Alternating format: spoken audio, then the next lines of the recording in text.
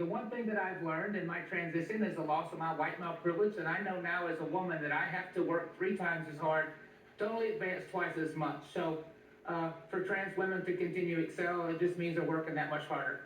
What made you go into public service? I started standing up for women's rights, and I connected with Danica Rome from Virginia, who encouraged me to run. And she told me that if I wanted to make a difference, to not help elected officials, but to become one. And so that's what I did. It's the thing that's rocked my world the most in my transition was the loss of my white male privilege that I didn't know that I had until it went away. And it went away like a switch.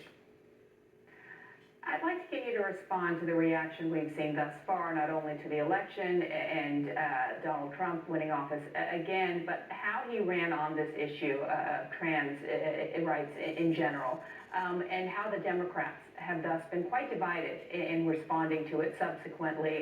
Gavin Newsom, the governor of California, widely expected to have higher aspirations to run for president soon, had this to say in a recent podcast on the issue. Turns out in 2014, years before I was governor, there was a law established that established the legal principles that allow trans athletes in women's sports.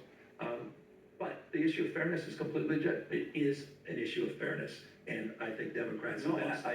How do you respond to that? Do you think it's an issue of fairness?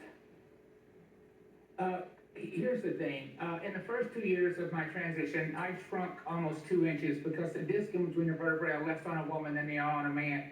I lost every bit of my upper body strength within the first 3 months.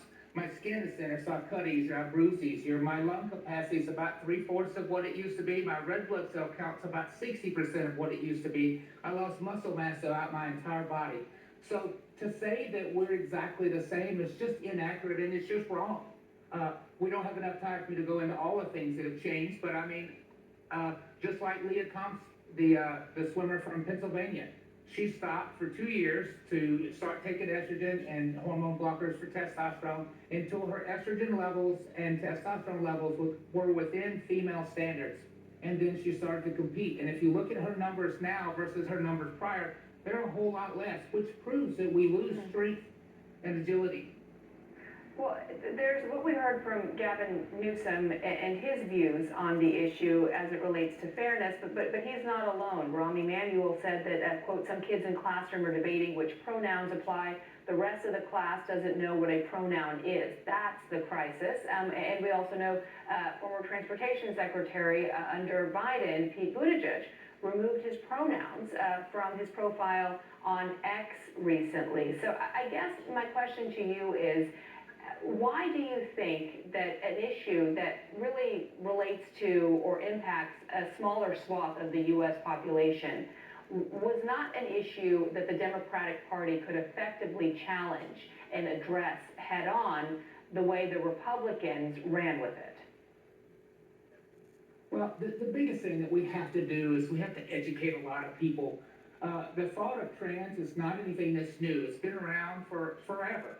It's just now being talked about. It's just now kind of coming out into public. And the biggest thing that we have to do is educate people, because it sounds very intuitive of man and a woman. And then when you start to throw in the mix that there is at least 3 genders, because we know that there's intersex and all the things that change.